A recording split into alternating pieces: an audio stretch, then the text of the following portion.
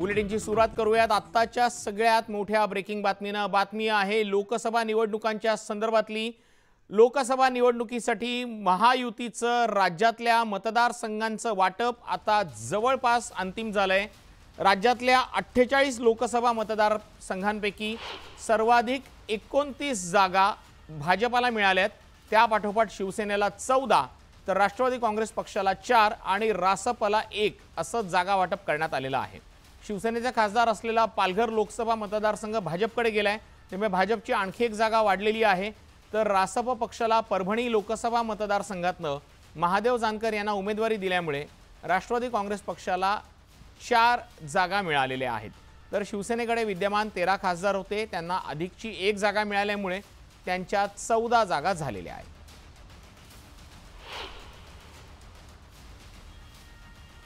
महायुतीचा नेमका फॉर्म्युला काय आहे तो आपण पाहतो आहोत।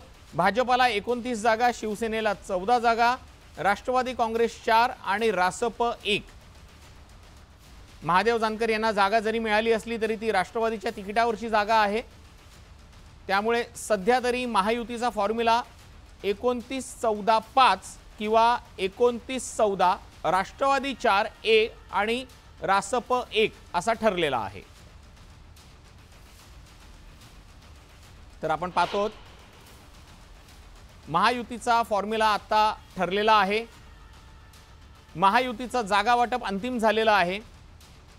नुकतीच नाशिकच्या जागेची सुद्धा घोषणा झालेली आहे, पालघरच्या जागेची घोषणा व्हायची बाकी राहिलेली आहे। त्यामुळे जागा वाटप जे आहे तो जागा वाटपाचा फॉर्म्युला 29-14-5 असा फायनल झालेला आहे। भाजपा 29, शिवसेना 14, राष्ट्रवादीला 4 जागा आणि महादेव जानकरांच्या पक्षाला 1 जागा दिलेली आहे। मात्र ही जागा राष्ट्रवादीच्या कोट्यातनं आहे, त्यामुळे महायुतीचा अंतिम फॉर्म्युला 29-14-5 असा झालेला आहे।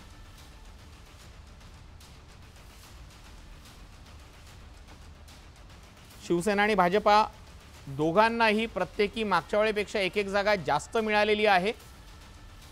मागच्या वेळेला भाजपनं 28 जागा लढवलेल्या होत्या, शिवसेनेनं 13 जागा लढवलेल्या होत्या, 1 जागा त्यांना आता अतिरिक्त मिळालेली आहे। अधिक माहिती जाणून घेऊयात, आपले प्रतिनिधी उदय जाधव आपल्या सोबत थेट जोडले गेलेले आहेत। उदय, ज्याची चर्चा गेल्या अनेक दिवसांपासून किंबहुना महिन्यांपासून सुरू होती, तो महायुतीचा फॉर्म्युला आता अंतिम झालेला आहे। 29-14-5 किंबहुना 29-14 राष्ट्रवादी 4 आणि मित्रपक्ष 1 असा हा फॉर्म्युला झालेला आहे। अगदी बरोबर आहे। महायुतीचं एकूण जागा वाटप कसं होणार याबद्दल अनेक चर्चा जी आहेत त्या सुरू होत्या, अनेक वाद देखील या संदर्भात झालेले आहेत। मात्र अखेरीस जागा वाटप अंतिम करण्यात आलेलं आहे। महायुतीचं एकूण जागा वाटप जर आपण पाहिलं, राज्यातील एकूण 48 लोकसभा मतदारसंघ आहे आणि 48 लोकसभा मतदारसंघापैकी सर्वाधिक जागा या भाजपला मिळालेल्या आहेत। 29 जागावर भाजपचे उमेदवार जे ते उभे असणार आहेत। त्यापाठोपाठ शिवसेनेचे उमेदवार 14 लोकसभा मतदारसंघावरती उभे असणार आहेत। त्यानंतर राष्ट्रवादी काँग्रेस अजित पवार गट यांना 4 लोकसभा मतदारसंघाची जबाबदारी देण्यात आलेली आहे। तर 1 जागा जी आहे परभणीची ती रासपला देण्यात आलेली आहे। तिथे रासपचे अध्यक्ष महादेव जानकर हे तिथे उमेदवार असणार आहेत। तर आपण एकूण उमेदवारीवरती पाहिलं तर शिवसेनेचे एकूण 13 विद्यमान खासदार आहेत आणि 13 विद्यमान खासदार असताना देखील त्यांना 1 अधिकची जागा जी आहे ती देण्यात आलेली आहे। आणि त्याचबरोबर इतर आपण जर पाहिलं दृष्टिकोन तर भाजपकडे जे आहेत एकूण 29 जागा ज्या आहेत त्या देण्यात आल्या। एकूण 28 जागा ज्या आहेत त्या भाजप लढवणार होते। मात्र पालघर लोकसभा मतदारसंघ जो आहे तो 1 अधिकचा मतदारसंघ जो आहे तो भाजपला मिळालेला आहे आणि भाजपला आता हा लोकसभा मतदारसंघ भाजपला देण्यात येणार आहे। त्यामुळे तिथे उमेदवार कोण असणार आहे याबद्दल अजून उत्सुकता आहे। आणि त्याचबरोबर दुसरीकडे आपण जर पाहिलं तर राष्ट्रवादी काँग्रेसला 4 लोकसभा मतदारसंघाची जबाबदारी देण्यात आलेली आहे। रायगड असेल, शिरूर असेल, बारामती असेल असे हे लोकसभा मतदारसंघ आहेत आणि तिथे राष्ट्रवादी काँग्रेस अजित पवार गटाचे उमेदवार जे आहेत ते उभे असणार आहेत। आणि एकूण महायुतीचं जागा वाटप आता अंतिम झालेलं आहे। त्यामुळे आता महायुतीचे उमेदवार जे आहेत ते फायनल झाल्यानंतर आता उमेदवार जे आहेत ते आता त्यांच्या प्रचाराला लागलेले आहेत। पहिला टप्पा आणि दुसरा टप्पा झालेले आहेत। आपल्यासोबत आपण इथे एक प्रयत्न करणार, आपल्यासोबत शिवसेनेचे खासदार देखील आहेत जे दक्षिण मध्य मुंबई लोकसभा मतदारसंघाचे राहुल शेवाळे, त्यांच्याशी बोलूया। आज बाळासाहेब भवन इथे शिवसेनेच्या महत्त्वाच्या बैठका पार पडणार आहेत, मुख्यमंत्री स्वतः उपस्थित असणार आहेत आणि त्याबरोबर जे जागा वाटप आहे महायुतीचं ते देखील आता अंतिम झालेलं आहे। भाजपला 29 जागा, शिवसेनेला 14 जागा आणि राष्ट्रवादी काँग्रेसला 4 जागा आहेत आणि 1 जागा जी आहे ती राजसभाला देण्यात आहे। महायुतीच्या एकूण जागा वाटपावरती आपली काय प्रतिक्रिया? महायुतीच्या जागा वाटपाच्या बाबतीत सर्व पक्षांचा सन्मान ठेवून आणि समन्वय ठेवून हे जागा वाटप झालेलं आहे आणि जिंकणारा उमेदवार कोण हा एक क्रायटेरिया त्यामध्ये ठेवलेला आहे। त्यामुळे महायुतीचे उमेदवार जिंकतील ह्याला प्राधान्य दिलेलं आहे। पक्षचं जे काही असेल गणित ते बाजूला ठेवून सर्वांनी उमेदवार कसा जिंकेल या दृष्टिकोनातून हा निर्णय घेतलेला आहे। महाविकास आघाडीचं जर बघितलं तर कसं त्यांचे उमेदवार आहेत आणि त्यांचं जागा वाटपचे पाहिजे सर्वाधिक ठाकरे गटाला जागा देण्यात आल्या। इथे शिवसेनेचे विद्यमान 13 खासदार होते, त्यांना एक अधिकची जागा जी तुम्हाला मिळाली, एकूण 14 झालेली।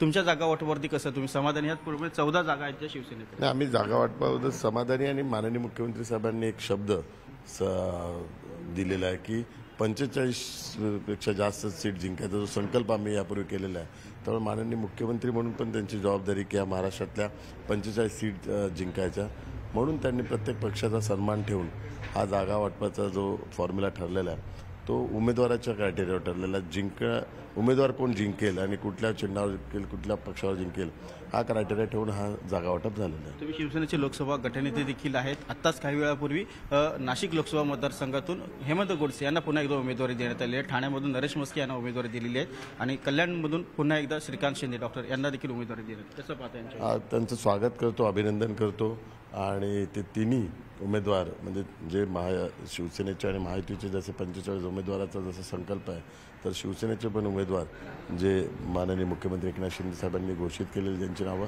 ते सर्वच्या सर्व प्रचंड मताधिक्याने विजयी होतील हा संपूर्ण विश्वास आहे। महायुतीचे जागा वाटप अंतिम झालेलं आहे, तुमचं जे टार्गेट आहे 45+ हे पूर्ण होईल?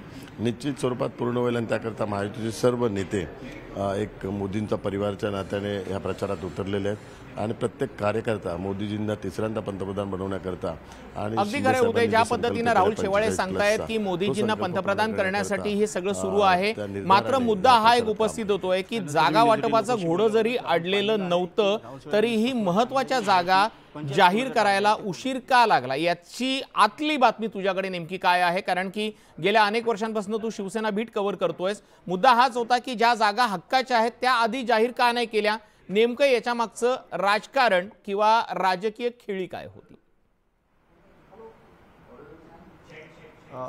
प्रश्न पुन्हा एकदा विचाराल? जे जागा वाटप जाहीर झालेलं आहे ते जागा वाटप जाहीर करायला, महत्त्वाच्या जागा जाहीर करायला वेळ का गेला?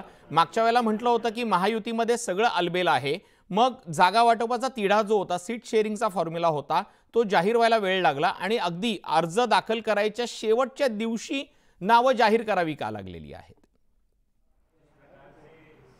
अगदी बरोबर। हाच प्रश्न जे सर्वजण विचारतात की 5व्या टप्प्यातील जे उमेदवारी अर्ज दाखल करण्यासाठी आता शेवटचे 2 दिवस उरलेले आहेत आणि असं असताना शेवटच्या क्षणापर्यंत उमेदवारी जी आहे ते जाहीर करण्याचं आव्हान जे आहे ते नेत्यांवरती आलेलं आहे। त्यावरती नेत्यांना जेव्हा प्रतिक्रिया विचारली होती की अंतिम टप्प्यापर्यंत का म्हणजे थांबवलं जात आहे, तर त्यांचं असं उत्तर आहे की आमच्या मतदारसंघामध्ये मोठ्या प्रमाणात स्पर्धा आहे, सर्व उमेदवारांना आम्हाला सामावून घेऊन किंवा त्यांना एकदम त्यांची समजूत काढून आमचा उमेदवार जो आहे तो फायनल करावा लागत आहे। उदाहरणार्थ नाशिक असेल किंवा ठाणे असेल लोकसभा मतदारसंघ, ठाणे लोकसभा मतदारसंघामध्ये अनेक उमेदवार जे आहेत ते स्पर्धक होते, तिथे देखील भाजप तिथे प्रयत्न करत होते की हा लोकसभा मतदारसंघ भाजपला मिळावा, त्यासाठी देखील तिथे प्रयत्न जे आहेत ते सुरू होते। संजीव नाईक असेल, गणेश नाईक असेल यांची नावं तिथून पुढे आली होती, तर शिवसेनेकडनं रवींद्र फाटक असतील, आमदार प्रताप सरनाईक असतील, नरेश मस्के असतील यांच्यामध्ये स्पर्धा जी आहे ती दिसून आली होती। अखेरीस काल रात्री जी बैठक झालेली आहे मुख्यमंत्री एकनाथ शिंदे यांच्या उपस्थितीमध्ये, त्यानंतर आता नरेश मस्के जे आहे यांच्या नावावरती शिक्कामोर्तब अगदी खरे उदय, तू सांगतोस त्या पद्धतीनं नरेश मस्केंच्या नावावर शिक्कामोर्तब झालेला आहे।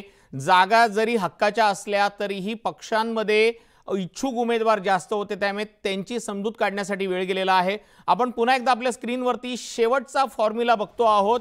भाजपा 28,